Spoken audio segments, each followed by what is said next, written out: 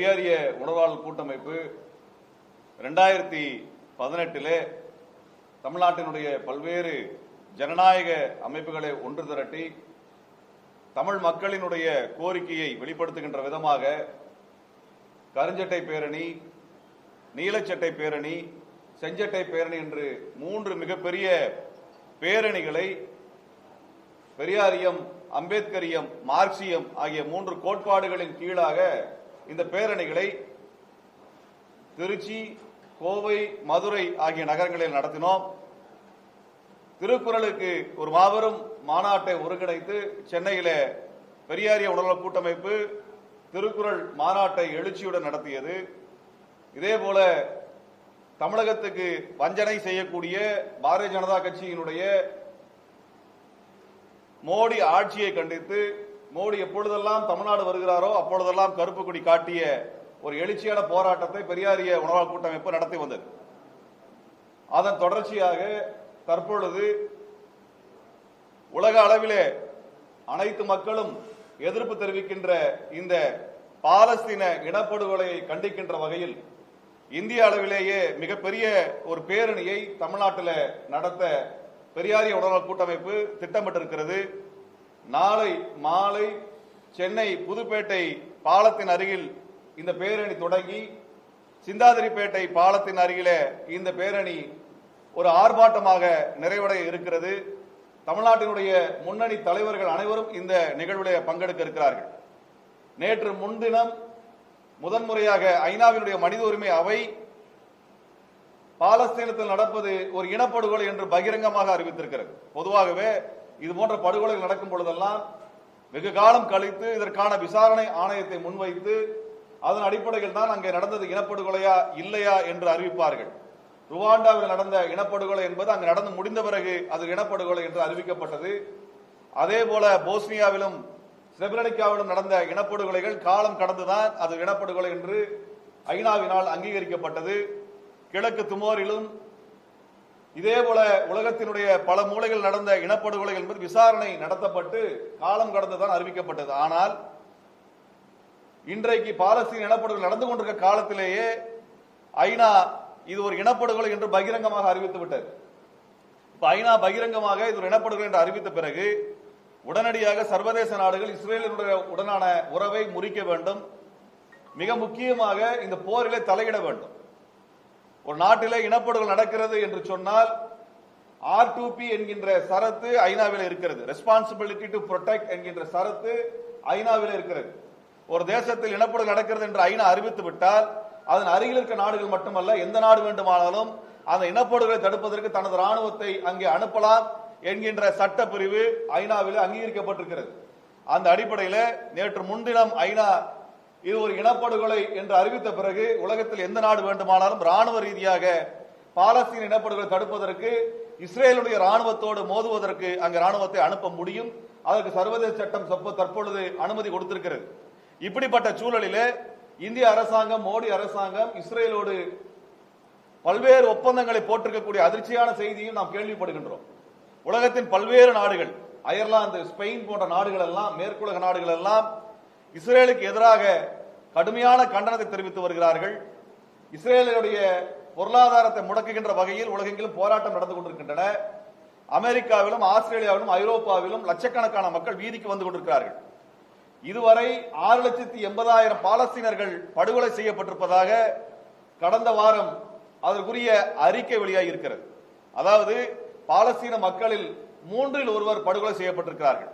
அங்க இருக்கக்கூடிய 30 லட்சம் மக்களில் கிட்டத்தட்ட 10 லட்சம் பேர் என்கின்ற அளவில் கடுமையாக பாதிக்கப்பட்டிருக்கிறார்கள். அதில் 6,80,000 பேர் படுகொலை செய்யப்பட்டிருக்கிறார் என்றால் இதைவிட மோசமான ஒரு இனப்படுகொலை நாம் நம்முடைய வாழ்நாளில் நாம் பார்க்க முடியாது. இன்னும் மோசமாக நடக்கக்கூடிய காரியங்களை பார்த்தோம் என்றால் அங்கே பட்டினி போட்டு மக்களை படுகொலை செய்து கொண்டிருக்கிறார்கள். ஆயுதங்களால், குண்டுகளால், அங்கே கனரக அந்த கவச வாகனங்களை கொண்டு அந்த மக்களை அழிப்பது மட்டுமல்லாமல் ஒட்டுமொத்தமாக அங்க இருக்கிற 20 லட்சம் மக்களுக்கான உணவை தடுத்து வைத்து விட்டார்கள். இந்த உணவு இல்லாத காரணத்தினால் கடந்த 4 மாதமாக பல லட்சம் குழந்தைகள் கடுமையாக பாதிக்கப்பட்டு பல்லாயிரக்கணக்கான குழந்தைகள் இறந்து போயிருக்கிறார்கள். ஆக இப்படி பட்டினியை ஒரு ஆயுதமாக போரிலே ஆயுதமாக பயன்படுத்தப்படுவது கனரக ஆயுதங்களை பயன்படுத்துவதெல்லாம் தடை செய்யப்பட்ட நிலையிலும் கூட இப்படியான ஒரு படுகொலை அரங்கேறி வருவதை தடுக்கின்ற அல்லது கேள்வி எழுப்புகின்ற ஒரு கடமை தமிழர்களுக்கு உண்டு. இன்னும் சொல்ல வேண்டும் என்றால், இந்திய அரசு இஸ்ரேல் அரசோடு வைத்திருக்க உறவை துண்டிக்க வேண்டும் என்று உறக்க சொல்ல வேண்டிய கடமை நமக்கு இருக்கிறது. இது கட்சி கடந்து அனைவரும் பேச வேண்டிய ஒரு உரிமை போராட்டம். அந்த போராட்டத்தில் அனைத்து அமைப்புகளும் கைகோர்த்து நிற்கின்றோம். நாங்கள் இந்திய அரசிற்கு வைக்கக்கூடிய கோரிக்கை, இஸ்ரேல் உடனான உறவை துண்டிப்பதும், இஸ்ரேல் அரசு நடத்துகின்ற இந்த போரை தடுக்கின்ற விதமாக அதற்கான ஒரு சர்வதேச அமைதி படையை பாலஸ்தீன பகுதிக்கு அனுப்புகின்ற வகையில் அதற்கான முன்னேற்பாடுகளை செய்வதும், இஸ்ரேல் அரசுடைய தூதரகத்தை இந்தியாவிலிருந்து வெளியேற்றுகின்ற வகையில பல்வேறு நாடுகளில் அதற்கான பணிகளை செய்து கொண்டிருக்கிறார்கள். அது போன்ற பணிகளை எடுக்க வேண்டும். ஏனென்றால் இந்தியா காலம் காலமாக 1948 பாலஸ்தீனத்திற்கு ஆதரவாகத்தான் நிலைப்பாடு எடுத்து வருகிறது. ஆகவே அந்த அடிப்படையில் அந்த வெளியுறவு கொள்கையினுடைய நீட்சியாக தற்பொழுது பாலஸ்தீன விடுதலை அங்கீகரிப்பதும் இஸ்ரேல் உடனான தொடர்பை துண்டிக்கின்ற பணியை இந்தியா செய்ய வேண்டும் என்று நாங்கள் கோரிக்கை வைக்கின்றோம். இங்கே அனைத்து ஜனநாயக அமைப்புகளும் இந்த போராட்டத்தில் பங்கெடுத்திருக்கிறார்கள். தோழர் இளமாறன் அவர்கள் சொன்னதை போல, ஈழத்தில் இனப்படுகொலை நடந்த பொழுது இதே பட்டினியை அங்கே ஒரு ஆயுதமாக பயன்படுத்தி அங்கே தமிழர்களை படுகொலை செய்தார்கள். கனரக ஆயுதங்களை அங்கே பயன்படுத்தி படுகொலை செய்தார்கள். 8 மாத அளவிலே 1,67,000 தமிழர்கள் படுகொலை செய்யப்பட்டார்கள். அதாவது இன்றைக்கு பாலஸ்தீனில் நடக்கக்கூடிய அந்த படுகொலையை விட மிக மோசமானதாக ஈழத்தில் நடத்தப்பட்டது. ஒரு நாளில் 2,600 3,000 தமிழர்கள் படுகொலை செய்யப்பட்டார்கள். இப்படிப்பட்ட ஒரு மோசமான ஒரு படுகொலை ஈழத்தில் நடந்தது. அதற்குரிய ஐநாவின் அறிக்கை 2009 மார்ச் மாதம் 8ஆம் தேதி சமர்ப்பிக்கக்கூடிய சூழலில் அன்றைய இந்தியாவினுடைய பிரமுகராக இருந்த விஜய் நம்பியார் அந்த அறிக்கையை தடுத்தார். அந்த அறிக்கையை தடுத்த காரணத்தினால் அங்கே நடந்தது ஒரு இனப்படுகொலை, நடக்கிறது இனப்படுகொலை என்று அறிவிக்க இயலாமல், சர்வதேச நாடுகள் நடவடிக்கை எடுக்க இயலாமல் போனது. அதே போல பாலஸ்தீனத்திலும் நடப்பது ஒரு இனப்படுகொலை என்பதை கிட்டத்தட்ட 1.5 வருடங்களுக்கு முன்பாகவே இந்த இனப்படுகொலை தடுப்பு அதிகாரி அறிக்கையாக கொடுத்த பிறகும் கூட 1.5 ஆண்டுகள் கழித்து தான் இப்பொழுது இனப்படுகொலை அங்கீகரித்திருக்கிறார்கள். இதையாவது முன்வைத்து சர்வதேச நாடுகள் இந்த இனப்படுகொலை தடுக்கின்ற முயற்சியை முன்னெடுக்க வேண்டும். தமிழ்நாட்டினுடைய ஜனநாயக சக்திகள் வீதிக்கு வர வேண்டும் என்கின்ற அந்த ஜனநாயக கோரிக்கை நாங்கள் இந்த சமயத்தில் நாங்கள் முன்வைக்கின்றோம். பெரியாரிய உணவாளர் கூட்டமைப்பு தொடர்ச்சியாக இது போன்ற ஜனநாயக கோரிக்கைகளுக்காக தொடர்ச்சியாக போராடும் என்பதை இச்சமயத்திலே தெரிவித்துக் கொள்கிறோம். நீங்கள் அனைவரும் இந்த போராட்டம், ஏனென்றால் ஊடகத்தினர் மிக கடுமையாக பாதிக்கப்பட்ட ஒரு போர் பகுதியாக பாலஸ்தீன பகுதி இருக்கிறது. தோழர் சொன்னதை போல 400க்கும் அதிகமான ஊடகவியலாளர்கள் அங்கு படுகொலை செய்யப்பட்டிருக்கிறார்கள். ஆக ஊடக நண்பர்களும் இந்த போராட்டத்தில் நேரடியாக பங்கெடுத்து ஊடக பணியாளர்களை, ஊடகவியலாளர்களை, ஆய்வாளர்களை படுகொலை செய்யக்கூடிய இஸ்ரேலை கண்டிக்க வேண்டிய பொறுப்பு அனைவருக்கும் இருக்கிறது. இதுவரை உலகத்தில் எந்த போரிலும் ஊடகவியலாளர்கள் படுகொலை செய்யப்பட்டதில்லை. 2 இடங்களில் ஊடகவியலாளர் படுகொலை செய்யப்பட்டார்கள். ஒன்று ஈழத்தில், அடுத்தது பாலஸ்தீனத்தில். 400க்கும் அதிகமான அந்த ஊடகவியலாளர் படுகொலை செய்யப்பட்டிருக்கிறார்கள். ஆகவே நீங்களும் இந்த போராட்டத்தில் பங்கெடுத்து இந்த செய்தியை தமிழ்நாடு முழுவதும் மட்டுமல்ல இந்தியா முழுவதும் கொண்டு செல்ல வேண்டும் என்று பெரியாரிய உணர்வாளர் கூட்டமைப்பின் சார்பாக நாங்கள் வேண்டுகோள் வைக்கின்றோம்.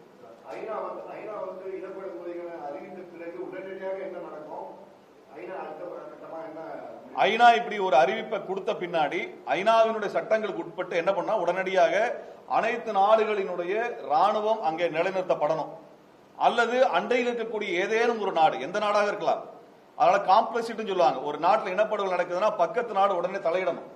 பக்கத்து நாடு உடனடியாக ராணுவத்தை அனுப்ப வேண்டும். அப்படி அனுப்பவில்லை என்றால் அந்த நாடும் அந்த இனப்படுகொலையில் பங்கு பெற்றிருக்கிறது என்று குற்றம் சாட்டப்படும். அந்த நாடும் சர்வதேச விசாரணைக்கு உட்படுத்தப்படும். இது ஐநாவில் இருக்கக்கூடிய வழிமுறைகளில் ஒன்று. ஆக இஸ்ரேலுக்கு இந்த துணிச்சலை தரக்கூடிய நாடுகளாக சுற்றி இருக்கக்கூடிய நாடுகளில் அமைதி தான் இருக்கிறது.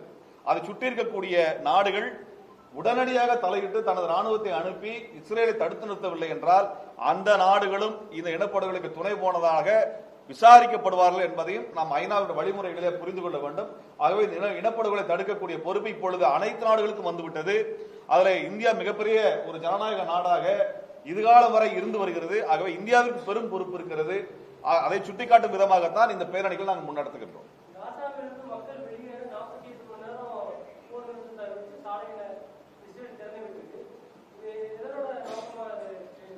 இது வந்து என்ன, அமெரிக்காவினுடைய அதிபர் ட்ரம்ப் வந்து காசாவை ஆக்கிரமித்து அங்க குடியிருப்புகளை உருவாக்குவோம் என்று சொன்னார். அதே மாதிரி இஸ்ரேலினுடைய அதிபர் நேதன்யாகு அவரும் காசாவை ஆக்கிரமித்து எங்களுக்கான வணிக கட்டிடங்களை அங்கு கட்டுவோம் என்று இப்பொழுது அதை ஆக்கிரமிக்கக்கூடிய போராக மக்களை கொன்று விட்டார்கள். அங்க கட்டிடங்கள் அழிக்கப்பட்டு விட்டன. ஆகவே இந்த படைகளை அனுப்பி அந்த இடத்தை கைப்பற்றுகின்ற ஒரு தரைப்படை நகர்வு அங்கு நடக்கிறது. மிக மிக மோசமான நகர்வு. இது உடனடியாக சர்வதேச நாடுகள் தடுத்து நிறுத்தவில்லை என்றால் சர்வதேச நாடுகள் அனைத்துமே குற்றவாளிகளாக பார்க்கப்படும். புரியலீங்க? ஆமா, நிலத்தை தேசத்தை ஆக்கிரமிப்பது, ஒரு தேசம் இன்னொரு தேசத்தை ஆக்கிரமித்து அந்த மக்களை கொன்றளிப்பது. தேசத்தை ஆக்கிரமிக்கிறது மட்டும் இல்ல. இப்ப யுக்ரைன்ல ரஷ்யாவோட போர் நடக்குது. அங்க மக்கள் இவ்வளவு எண்ணிக்கையில் படுகொலை செய்யப்படல.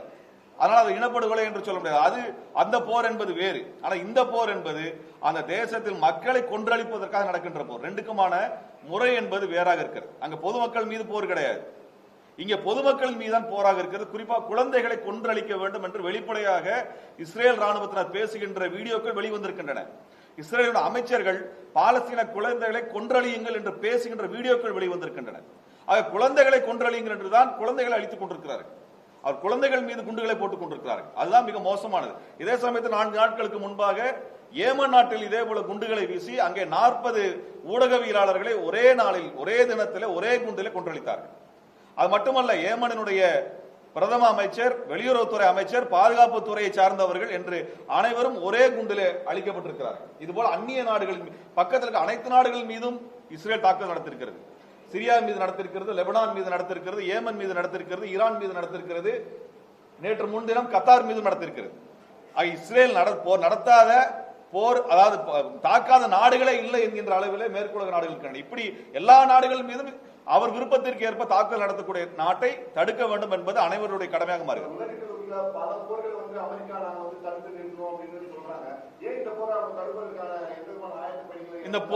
இந்த போரை நடத்துவது அமெரிக்கா. அமெரிக்காவின் ஆயுதங்கள் இல்லை என்றால் இஸ்ரேலினால் இந்த போரை நடத்த இயலாது. ஆக அமெரிக்காவினுடைய போராகத்தான் இந்த போர் நடக்கிறது.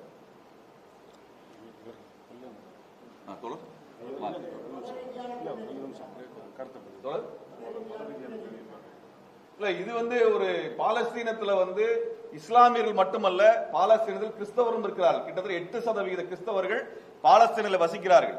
ஆக பாலஸ்தீனத்தை வெறுமன ஒரு முஸ்லீம் தேசம், முஸ்லீம்கள் மட்டும் வாழ்கிறார் என்று சொல்ல முடியாது. இஸ்ரேல் வெறும் முஸ்லீம்களை மட்டும் கொள்ளுவது என்றல்ல, பாலஸ்தீனத்தில் வாழக்கூடிய அனைவரையுமே படுகொலை செய்கிறார்கள். அதுதான் மிக மிக மோசமானதாக நாம் பார்க்கணும். இனப்படுகொலை என்று அங்கீகரிக்கப்பட்டதற்கான காரணம் ஒரு தேசிய மக்களை முற்றிலுமாக கொன்றளிக்கக்கூடிய ஒரு பணியை தான் செய்து கொண்டிருக்கிறது. அங்கே 8% கிறிஸ்தவர்கள் இருக்கிறார்கள். அவர்களும் பாலஸ்தீனர்கள். உலகிலேயே 3வது பழமையான சர்ச் அங்க பாலஸ்தீனத்தில் இருக்கிறது. அந்த சர்ச்சின் மீதும் கூட இஸ்ரேல் குண்டு வீசியது. உலகத்தில் 3வது மிக பழமையான சர்ச்சின் மீதும் கூட இஸ்ரேல் குண்டு வீசியது. அங்க இருக்கிற கிறிஸ்தவர்கள் மீதும் கூட மிக மோசமான தாக்குதலை அவர்கள் நடத்தி வருவதை நாம் பார்த்து வருகிறோம்.